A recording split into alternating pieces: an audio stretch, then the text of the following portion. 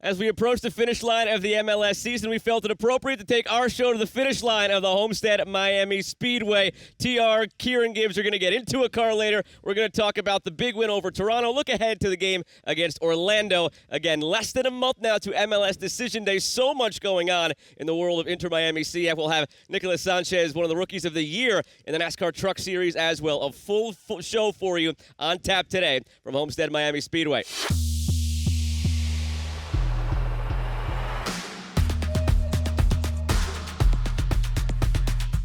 Goes for goal, and Calendar with another big save. Messi approaches, he goes for it, and he scores! Lionel Messi on his debut has produced a moment of magic. He'll now get the cross in towards Campana. Strong header, and it's a second goal for Campana, and it's a second goal for Inter Miami.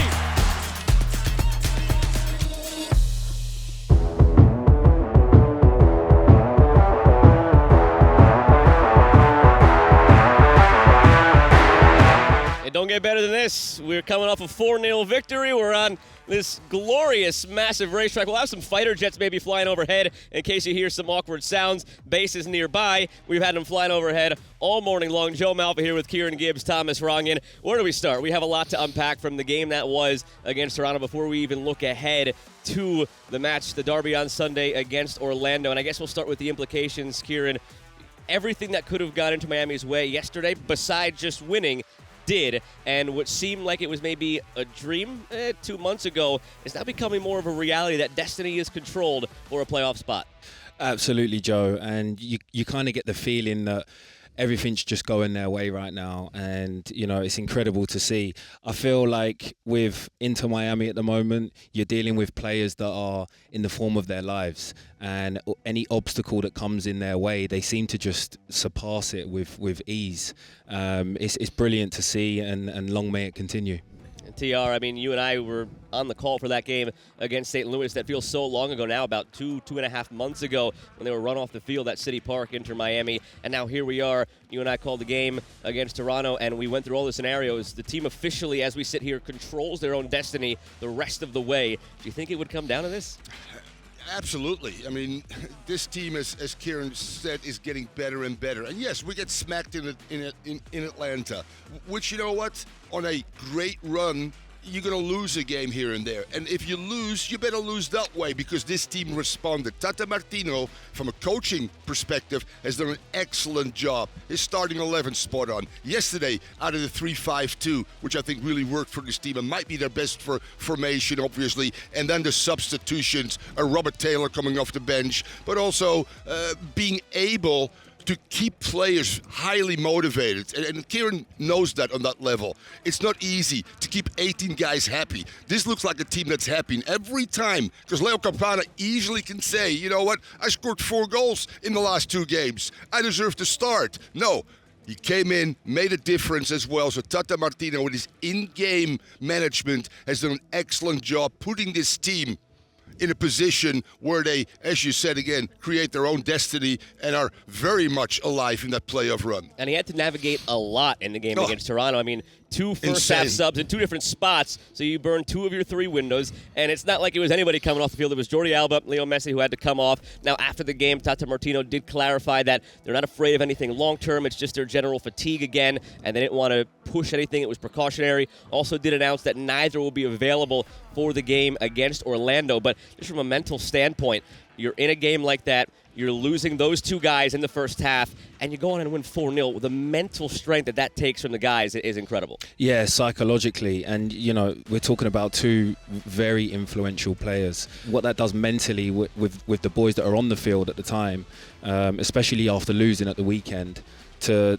dominate the game and have such control over that game was just so impressive. And adding to that, by the way, Sergio Busquets has not missed a minute and was absolutely brilliant. And when we saw those 3 substitutions, that 1 window left, I said to Joe, oh my God, Tata is really going to gamble on this one here. Some people speculating he's going to give Busquets some rest. I felt that was still the man in terms of experience after losing Messi and Alba to stay for 90 minutes, which he did. He was absolutely brilliant. Just a great team performance after the 2 big boys left the field. That's enough talking about it. Let's look at it. Take it to the highlights now of the big win over Toronto. 4-0 the final. Early on, it was actually kind of dicey. 12 minutes in, Drake Callender made a massive save. Then it was off the post from DeAndre Kerr.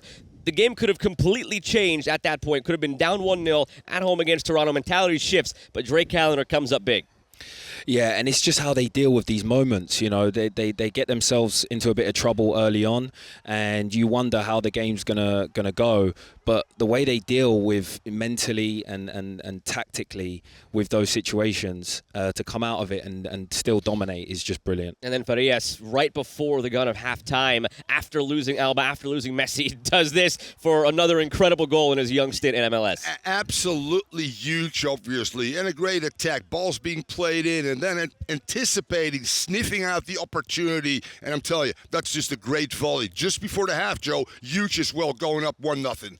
And Robert Taylor then, TR, you called it on the broadcast a reverse Messi. He slowly inched his way, waited for the moment, and then with the right foot, instead of what Messi usually does with his left foot, just fires this perfect one in to make it 2-0. Yeah, absolutely. Actually, starts on the right side with Yetland, ends up with Noah Allen, feeds Taylor, and then Taylor does his thing, coming across his body.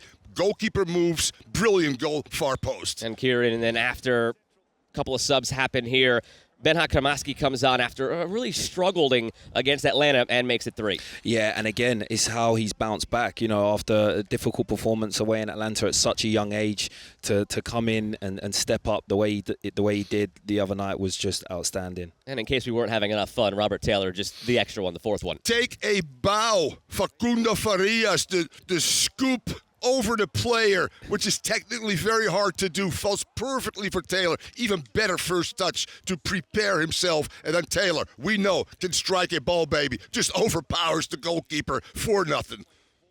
Big 3 points after the loss against Atlanta to bounce back in that way. Starting off a stretch of 6 games in 17 days, one of those being on Wednesday, the U.S. Open Cup final against a Houston Dynamo team that is really playing well right now. We'll walk you down through all of those goals individually. And the Facundo Farias goal, yes, you'll see it takes a little bit of a deflection off of Michael Bradley as it goes in, but to put the laces through it, Kieran, the way he did, just incredible finish from Farias, who's becoming a young star in this league very quickly. He has impressed me so much. I mean, Tata definitely has an eye for a real baller. He is just a constant threat. You can just tell by his energy, he's always looking to cause the opposition harm. It doesn't matter what the score is. It doesn't matter if he's, not been in form. You can tell he's so direct. As a defender myself, that type of player is just a nightmare to play against. For 90 minutes, he is relentless, and he's always looking to be on the score sheet or provide an assist and affect the game. He's been one of my favourite players in the last few games, Farias, for me. I love his approach to every single minute of every single game. And he's a joy to watch. I think if that didn't hit Michael Bradley, it might have taken Tomas Romero's fingers off if it got all the way through onto goal. So maybe Romero's actually counting his lucky stars that it did take that slight deflection off of Michael Bradley. But then TR, from there, you come out strong in the second half, and Robert Taylor, a guy who's maybe benefited the most from everybody else arriving, but he scores this goal without Messi on the field and does it all himself. Yeah, Kieran and I were talking about that, and without a doubt, Robert Taylor has benefited. Went from a, $500,000 to a $5 million transfer guy right now, loves it here, and makes a huge impact. You talk about the goal just before the half. That's the dagger for T.O. right there. Early in the second half, Noah Allen finds him. As I said again, starts with Yetland, a cross in that goes to the penalty area. Noah Allen just finds Robert Taylor and then starts drifting inside. The reverse Messi, as you said, and that right peg of Robert Taylor is just so cultivated. Goes across his body. Goalkeeper's motion and body weight is shifting to the left side. Impossible. Side netting, 2-0. And that's obviously done in terms of T.O., a team that hasn't won, by the way, in 17 games on the road. Now make it 18 after last night. And Kieran, when we look at this Benja Cremaschi goal here, the finish itself, yes, clinical from a teenager who's quickly making a name for himself in this league and on the international scale. We'll get to that in just a bit. But the run he makes here. After he plays the initial ball out wide, just a continuation of the run, the wherewithal to see the space and then make the finish for 3-0. Yeah, and that's what I love about this goal. It's the athleticism, and the willingness to pass the ball and not just rest on your pass and to keep going. And that's what gets him the goal. His sheer desire to help the team and increase the lead. He's been a revelation this year, let's be honest, and I'm really happy for him because I got to train with him and play with him earlier on this season, and he's such a hungry young boy. He's really passionate about the game. You can tell how much it means to him. He's a Miami boy, and it's another great story for the city of Miami, and he's an inspiration for all of the young kids here. And his story and trajectory this year has been incredible. He must be loving life right now. And it starts with Campana dropping into midfield, allowing to keep possession, finding Benja, and then all of a sudden he finds Robert Taylor. And by the way, 2 goals, but also the assist. Perfectly weighted ball by Robert Taylor into the stride. Michael Bradley gets sucked out as a center back, and Kieran just talked about that. And all of a sudden, there's space behind a pretty slow back line anyway. Little through ball, brilliant run, as Kieran said as well. A well-executed goal from Inter-Miami. And that 4th goal then for Robert Taylor on the assist from Facundo Farias. You take your pick, TR. What was better, the scoop ball in from Farias or the finish to the ceiling of the net from Robert Taylor? They're both. And if you go all the way back I said pick one. It's Campana, like a Harry Kane-like in midfield, where he gets other people involved. So, again, Campana starts this ball, and then it ends up with Facundo Farias. And said again, that scoop pass over the head of that left fullback. First touch of Robert Taylor, and then flush shoelaces. He can strike a ball from distance. And what a great substitution appearance of Robert Taylor. 2 goals, 1 assist. Brilliant. And Benja Cremaschi, not just because of the performance last night, but it was a glimpse at what he's capable of doing, what he's done all year since he made the jump from MLS Next Pro to the first team back in April, and even further back, just from the academy to Next Pro last year. It's a very quick rise that he has taken. And that's taken him all the way to the U.S. men's national team. He became the first player since the league instituted this pathway of MLS Next Pro, up to the first division, then through to the national team. The first player to complete every step on that path, league-wide. What did you make of his debut, TR, against Oman in the friendly? Kieran and I just talked about the Under-20 World Cup, which I thought Kieran was playing in. But he was playing for the Under-21 English national team, winning the European Championship. And I had college players. There was no pathway. There were no academies. There was MLS, but nobody really paid attention to investing into the academy, which has happened in the last 10 years, and see the amount of players that now go to Europe for pretty decent transfer fees as well. Kieran said a great thing about Farias, a baller. Benja Cremaschi is a downtown Miami street baller as well. He's brave. He doesn't shy away from tackles. Same with David Ruiz. Those are 2 gems that have done very well, obviously, for Inter-Miami. You throw Noah Allen in the mix as well.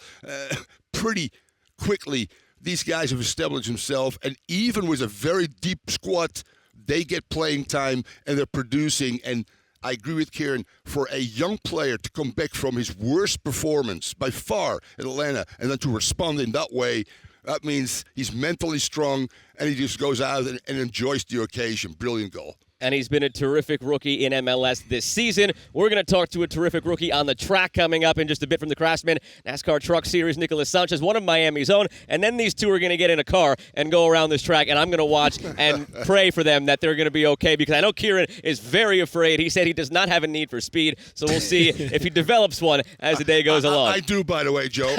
I did $120 on the turnpike. Oh, don't admit that. Don't admit that. Don't admit that. We got Nicolas Sanchez and more coming up.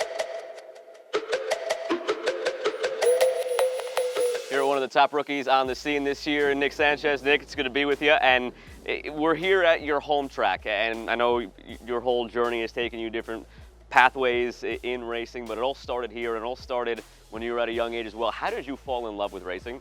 Yeah, I definitely have a unique approach to racing versus most of the people, and I just fell in love just because I like speed from a young age. I was always into cars, always into classic cars, anything with an engine, and I just loved it. and got my start at racing at 12 years old, right outside this racetrack, racing go-karts. We're sure we're all excited to see you as one of the sons of South Florida to see what you do next in your career. Now we're also excited to see somewhere down there in this mess of people, our own Kieran Gibbs and Thomas Rongen are set to get into one of these cars and take a few laps around. Any advice for them? Because Kieran, as soon as he saw the first car zip around, said, nope, not for me. Just don't wreck it. Okay. Yeah, I think that's the biggest advice. So it's definitely different. I think people, this isn't exactly a full-blown race car what I'd drive, but people might look at it from the outside and think it's easier. It's different, but it's not easy. I think when you might think it's easy until you get out there. So we'll see the reactions after they drive. Yeah, we have Kieran mic'd up. It's going to be interesting. I think the first thing he noticed was in the corners, the embankment there, and just the slope of it, and he was like, how are we going to do this? But he'll learn soon enough. So he'll learn soon enough. And now switching gears, obviously the connection with Inter-Miami and what soccer has become now in South Florida. How cool has that been? Messi and Inter-Miami just kind of starting to rack up the trophies in your own backyard. Yeah, it's pretty cool. And Inter-Miami is kind of a new team. Certainly when I moved out of Miami, it was not a thing, and now probably one of the most popular teams in the world with Messi. So it's pretty cool, and it all happens in my backyard in Miami. Absolutely. Rapid fire for you. Some things about Miami. Favorite food that's South Florida based? Probably pan con bistec. Okay. Would you rather spend a day in the city center or on the beach? Probably in the city center. I'm not much of a beach goer, so I'd probably rather go shopping. Okay, and South Florida traffic, notorious for being brutal. As a race car driver yourself, how difficult is it to have to sit there and not be able to move in South Florida traffic? It's horrible. It's the worst thing ever. I always tell people there's no worse traffic than Miami, but yeah, you just got to drive aggressive, honestly. Nick, best of luck to you. Awesome to have you.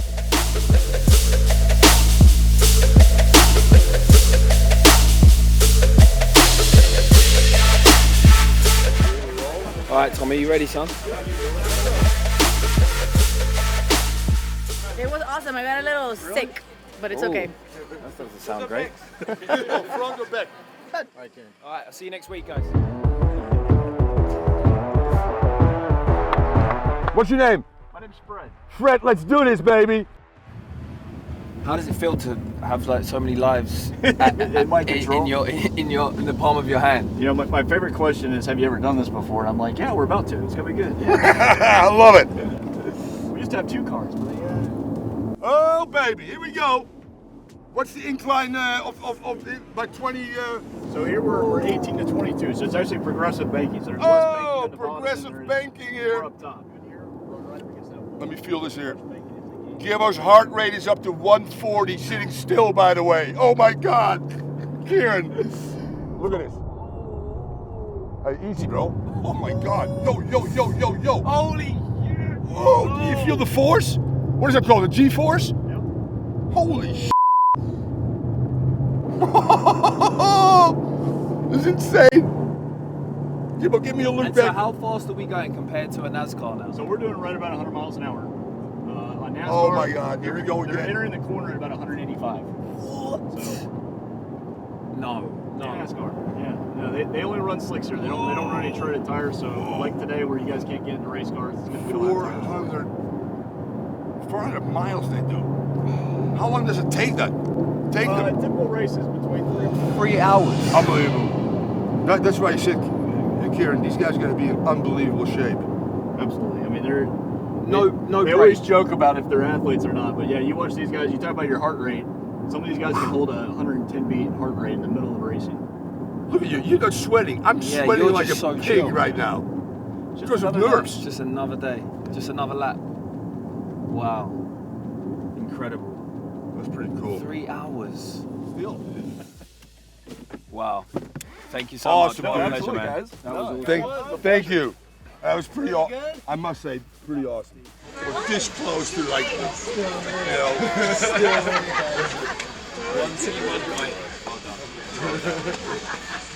Well, the highlight of the week was maybe the win 4-0 over Toronto until these two got in the car and rode around the track. Here, I know you were scared. You admitted it candidly to us that you were like, I don't want to do it, but you did it. And how was it? I wasn't scared. Tom, you were scared. You were a little scared. Okay. I had to hold I said Tom's I'm hand. not scared, but I was scared actually. But you're up front, I'm in the back as well, which is a different experience. But how cool was that? And that second lap, when it's 20%, whatever they call incline as well. These guys do 400 miles. It's incredible. They're Incredible. doing that for over Pretty 3 cool. hours. And the driver's like this, and we're like holding on to each other, going, Yeah. oh my God. It was, honestly, it was awesome. Eye-opening. I really want to meet a NASCAR driver just to, understand the mentality that goes on behind. What makes these guys tick? You're right. So different. Incredible. Because death is this close. Every turn. Crazy. And you both did it in the passenger seat and in the back seat. Could either of you get behind the wheel and do that, do you think?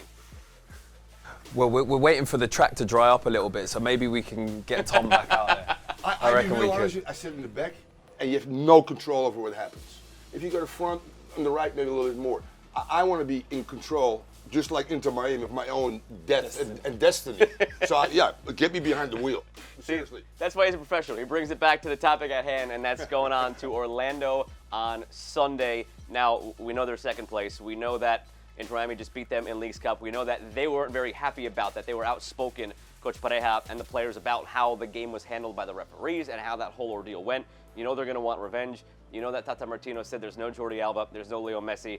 I'll start with you, Kieran. It's going to be a difficult test. What does Inter-Miami need to do to go into Orlando and get a result? Yeah, I mean, listen, they're up against it. They've lost 2 big players for the weekend, and no one wants to see that. But so far, we've seen from Miami, they've surpassed every test that's been put in front of them. And, they haven't got too high in the highs and they haven't got too lows in the lows. They've responded really quickly when they've been beaten. And so I'm expecting another professional derby performance from the boys. And, a lot to play for. That every game gets bigger, which is just so exciting to watch. And I'm really looking forward to this one. Yeah, I mean, Kieran's absolutely right. I've been in derbies as well. So, in terms of motivation, there's none. And Fernando Fiori, actually on the radio broadcast post-game, asked Yetlin, what about Orlando? And he pen-faced him and said, we're ready, we're going. So this team has a great belief with or without Messi or Alba. And I'm going a little bit from a coaching perspective where I was. Kieran said a great rebound after a 5-2 spanking in Atlanta. That was important, obviously. A clean sheet for Drake Callender, huge as well. Comes up with a big save, so Drake Callender is back, so to speak. And yes, I know Oscar Pareja very well. Here it comes. Here we go. Here we go, baby. Listen to that. See, that's what you want the attack sounding like in Orlando. Dude, listen to the noise. Come on. You want it humming along like that in Orlando, the attack, when we get there. Now, look, TR, we know what the situation is. You mentioned it. It's controlling destiny right now for this club. Is there any panic if you go into Orlando, a difficult environment, and don't get the result, knowing what then lies behind it?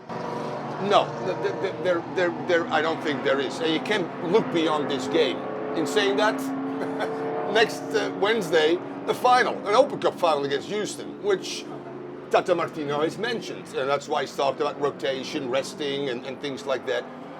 We all feel they can do both, reach the playoffs, but in a one-off game, in a final, yes, that's going to be the focus. So I wouldn't surprise me that other players might be rested as well, because it's a short turnaround, by the way. It's not Saturday, Wednesday, it's Sunday, Wednesday. And yeah, Orlando is not that far, but still a travel. You don't come back till 2 or 3 in the morning. And then the next day is the prep day for the Wednesday game as well. So all those things are going to go to Tata Martino's head, without which he has done through 14 games right now, only 1 loss. He's always put an 11 out there, and then his in-game management, again, yesterday was absolutely brilliant, and he's the difference maker right now. His experience in MLS is count. His players want to play for him. We're deep in quality, which we showed yesterday without the big boys as well. I expect a positive result in a very hostile environment, because I know Oscar Pareja to play for me very well. TR, that sound behind us means we got to get back down to the track and have a little bit more fun. So thank you for tuning in here on the Inter-Miami Club Room on MLS Season Pass on Apple TV and the YouTube channel for Kieran Gibbs and Thomas Rongen. I'm Joe Malfa signing off. We're going back down to the track.